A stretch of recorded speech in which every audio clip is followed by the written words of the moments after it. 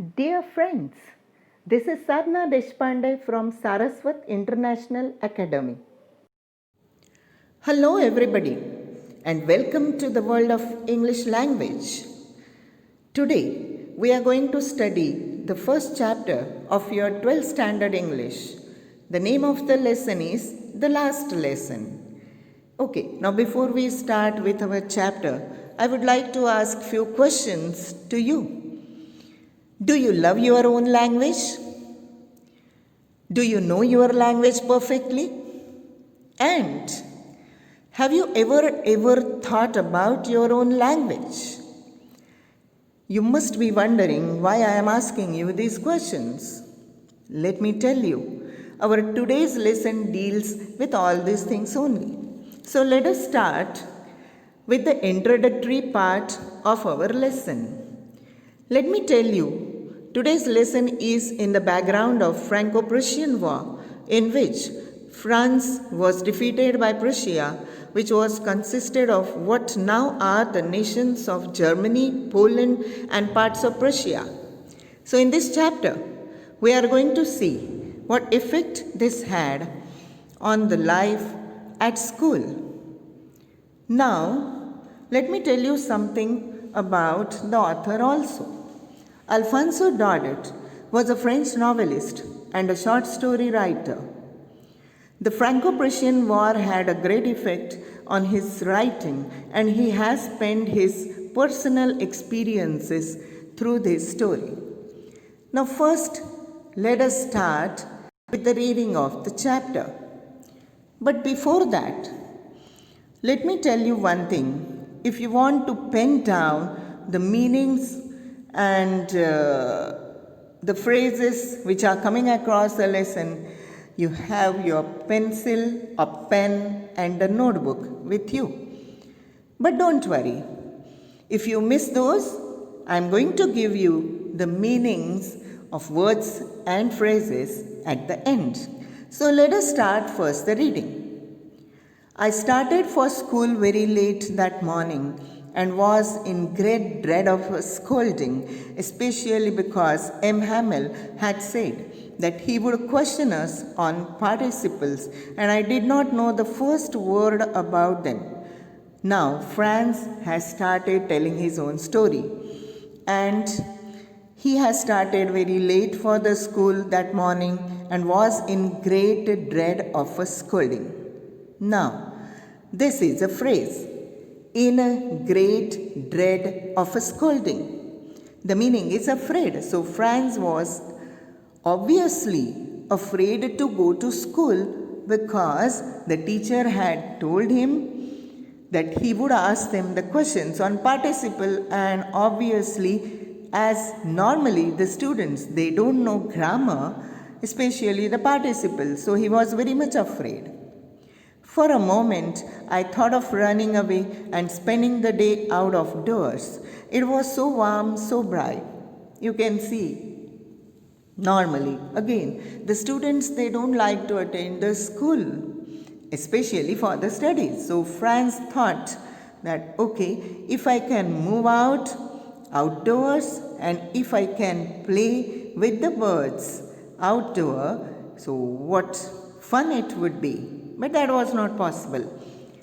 The birds were chirping at the edge of the woods, and in the open field back of the sawmill, the Prussian soldiers were drilling. So the soldiers were marching outdoors. They were doing their regular practice outdoors, and Franz was tempted to go out and see all those things. It was all much more tempting than the rule for participles, but I had the strength to resist and hurried off to school.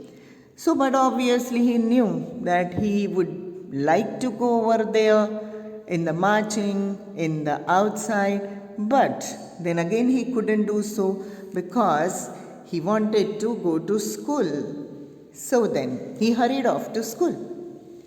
When I passed the town hall, there was a crowd in front of the bulletin board. Bulletin board, as you know, is the board which is kept for any notice in the school. So there was much more crowd in front of the bulletin board. For the last 2 years, All our bad news had come from there, the lost battles, the draft, the orders of the commanding officer, and I thought to myself without stopping, what can be the matter now? So Franz did not bother about looking at the board also, because he knew that most of the bad news since last 2 years had come from there only. So then again he hurried by as fast as I could go. The blacksmith watcher who was there with his apprentice reading the bulletin called after me, "Don't go so fast, Bab. You will get to your school in plenty of time." So as Franz was in hurry to go to the class, so he didn't stop in front of the bulletin board. But then the blacksmith watcher who was there with his apprentice is the trainee. So then they were reading the bulletin, and then the blacksmith called him and said that, "Okay, Franz, you don't need to worry about the timing. Why? Because you will get to your school in plenty of time." Again, in plenty of time is a phrase. The meaning is early enough. Let me tell you again, if you miss the meaning of the word or phrase, don't worry about that. Afterwards, I am going to give it to you in writing. So let us come back again to the lesson. I thought he was making fun of me and reached M. Hamel's little garden out of breath. Again, all out of breath is a phrase. The meaning is panting. When it's difficult for you to breathe properly, you are panting. So then, while running to the class, Franz was obviously in a hurry, and that's why he was all out of breath. Usually, when school began, there was a great bustle which could be heard out in the street. The opening and closing of desks, lessons repeated in unison, very loud, with our hands over our ears to understand better, and the teacher's great ruler rapping on the table. So this is a common scenario again for all the classes, or especially in the school for primary section or the smaller kids, where the teachers, they just repeat the lessons and the students, they repeat after them, and then at the time the ruler rapping on the table. Rapping is making great sound. Lessons repeated in unison. In unison again is a phrase. The meaning is together. Okay. So then that was a common scenario which Franz expected. But it was not so. But now it was also still. I had counted on the commotion to get to my desk without being seen. But of course, that day everything had to be as quiet as Sunday morning. You know that on Sundays the schools are closed. So the classes are very silent, calm and quiet. But that was a working day, and the classes were calm and quiet. That was surprising for Franz. So he got surprised, but he wanted to enter to the class without being noticed by the teacher. So he entered to the class. Through the window, I saw my classmates already in their places, and M. Hamel walking up and down with his terrible iron ruler under his arm. So before entering to the class, Franz just took a look at the class, and he could see that the students, they were sitting quietly, and the teacher M. Hamel, he was just moving around here and there along with his iron ruler under his arm. So then you can imagine how I blushed and how frightened I was.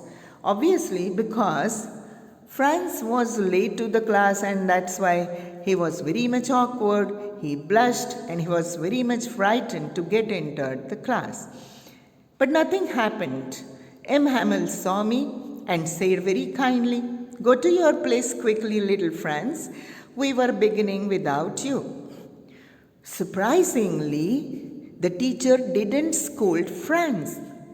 That was again so surprising. That is surprising because when you enter late to the class, then the teachers, they obviously scold you, but then that was not the case on that day. The teacher said, "Okay, go to your place quickly, little Franz, and we were beginning without you." They were going to begin without Franz because he was late, but then the teacher didn't scold Franz. I jumped over the bench and sat down at my desk. Not till then, when I had got a little over my fright, did I see that our teacher had on his beautiful green coat, his thrilled shirt, and the little black silk cap, all embroidered, that he never wore except on inspection and prize days.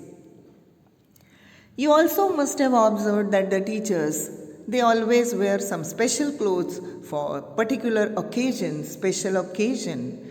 But again, Franz was surprised because that was not a special occasion, but still the teacher was wearing his special clothes, and that's why Franz got surprised. Besides, the whole school seemed so strange and solemn. Solemn is calm and quiet. Franz was again surprised to find out that the school was so calm and quiet. But the thing that surprised me most was to see on the back benches that were always empty, the village people sitting quietly like ourselves. Old Hauser with his three-cornered hat, the former mayor, the former postmaster, and several others besides. Now see, that was the scenario of the classroom that day. Along with the students, normally nobody sits in the classroom, but on that day, particularly mayor, villager, former postmasters, they were also sitting in the class, and they were sitting on the last benches. Everybody looked sad, and Hauser had brought an old primer thumbed at the edges. Now again, thumbed at the edges is a phrase. The meaning is worn out and dirty at the edges due to frequent use. Again I repeat, worn out and dirty at the edges due to frequent use. So, Hauser had brought an old primer along with him. That was again surprising for Franz, our hero.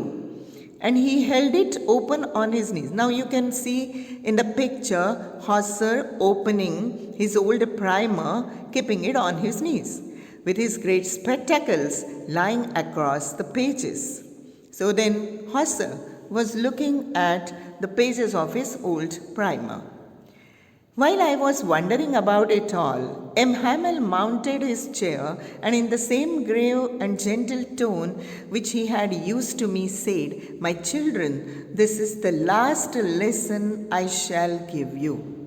Now this sentence of the teacher made Franz alert of the situation, because as the teacher mounted his chair, the teacher sat on the chair and he placed himself on that, and then with same grave and gentle tone. Now grave means serious. The teacher, you must be remembering, when Franz entered to the class at that time, he didn't scold, but he just told him to get inside. And in the same voice, the teacher announced that this is the last lesson I shall give you. Surprisingly, Franz couldn't understand that. Now the teacher told, "The order has come from Berlin to teach only German in the schools of Alsace and Lorraine." Now as in the beginning I have told you that Prussians, they just won the battle, and Germans, they invaded the territory of Alsace and Lorraine. So then the order had come from Berlin that only German language is to be taught in the school and not the French language, which was their own language, which was France's own language. Again the teacher said, The new master comes tomorrow. This is your last French lesson. I want you to be very attentive. So then now you can understand the whole scenario, why the teacher was so solemn, so grave. The scenario at school was so silent because that was the last day of the teacher, which the teacher was going to teach the last lesson of French language. In the beginning only, I had asked you few questions. Now, have you got it? Why did I ask you those questions? It's related to the mother tongue. It's related to your own language. This is your last French lesson. I want you to be very attentive. The teacher said that. What a thunderclap these words were to me. Franz was shocked actually that this was the last French lesson he was attending. That was a shocking thing to him. Oh, the wretches. Now, wretches is a bad word. Okay, so then, but obviously Franz did not give it openly. He thought about that. Oh, the wretches. That was what they had put up at the town hall. Now he understood what was put upon the notice board that he didn't pay attention to. That was the notice put upon the bulletin board that tomorrow onwards only German would be taught to them. Now again, Franz started thinking, my last French lesson? Why? I hardly knew how to write. I should never learn any more. Now see, this is again common thing. When you are taught any language in this school, you don't pay attention to that. And then most of the times you don't know how to write it properly. Probably in the primary section. So then that was the same condition of Franz.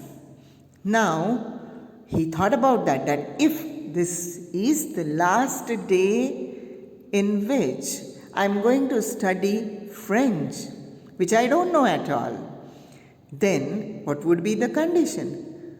Oh, how sorry I was for not learning my lessons, for seeking birds' eggs or going sliding on the Saar. Now Franz started thinking about it. How he had wasted his time. Instead of going to school, instead of attending the classes, he had just caught birds' eggs or he went on sliding on Saar. My books that had seemed such a nuisance a while ago, so heavy to carry, my grammar, my history of the saints were old friends now that I couldn't give up.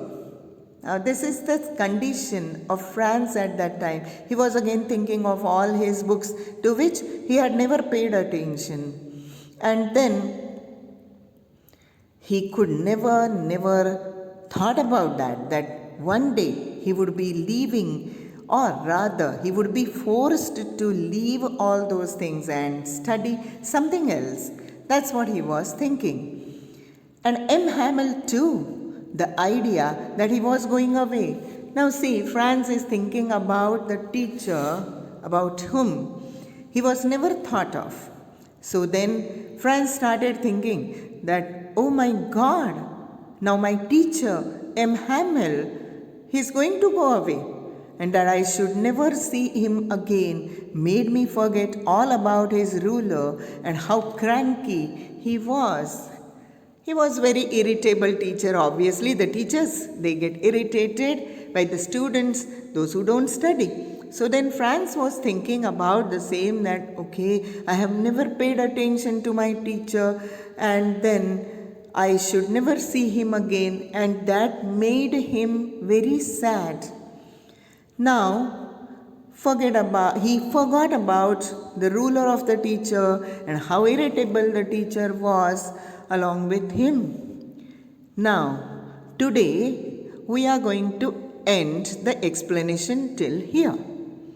Now, let me tell you one thing again. You go through the lesson till now, and now afterwards, after this, I'm going to give you the meanings of the phrases and the difficult words. So don't worry if you have not noted them down, okay? And in the next part, we will be dealing with the remaining chapter.